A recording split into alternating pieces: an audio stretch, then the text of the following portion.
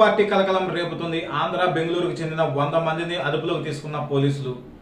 బెంగళూరులో rave party కలకలం.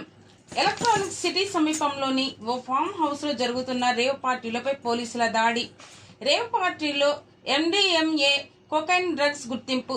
ఆంధ్ర బెంగళూరుకు చెందిన 100 మందిని అదుపులోకి తీసుకున్న పోలీసులు. పట్టుబడిన వారిలో 25 మందికి పైగా యువతులు. బెంజ్ కారులో ఆంధ్రకు చెందిన ఓ ఎమ్మెల్యే పాస్పోర్ట్ స్వాధీనం.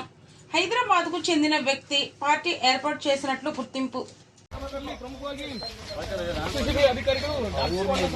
ಪಾರ್ಟಿಯಲ್ಲಿ ಭಾಗಿಯಾಗಿದ್ದವರನ್ನ ಕರೆತಂದು ಅವರನ್ನ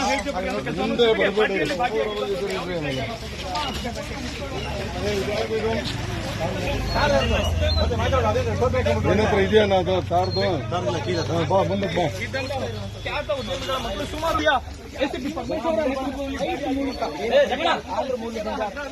ಆಯೋಜಕರು ಫ್ಲೈಟ್ ಮೂಲಕ ಜನರನ್ನ ಕರೆಸಿ ಒಂದು ಪಾರ್ಟಿಯಲ್ಲಿ ವೀಕ್ಷಣೆ ಮಾಡ್ತಾ ಇರಬಹುದು. ಒಂದು ರೈಡ್ ನಂತರ ಅವ್ರನ್ನ ಕರ್ತಾ ಇರುವಂತದ್ದು ರಾತ್ರಿ ತಡರಾತ್ರಿಯಲ್ಲಿ ಒಂದು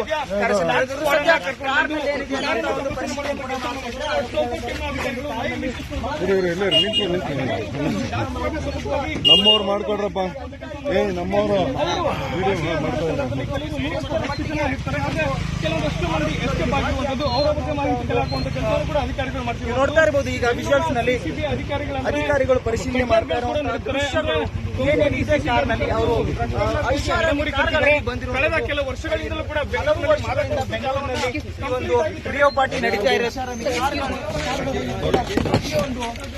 ಏನು ಹೈದರಾಬಾದ್ ಮೂಲದಿಂದ ಆಂಧ್ರದಿಂದ ಜನರು ಬಂದಿರ್ತಾರೆ. ಅವರು ಕೂಡ ಈ ಒಂದು MDMA ಮಾತ್ರೆಗಳು ಇದಾವ, ಕೊಕೇನ್ ಇದೆಯಾ, ಡ್ರಗ್ಸ್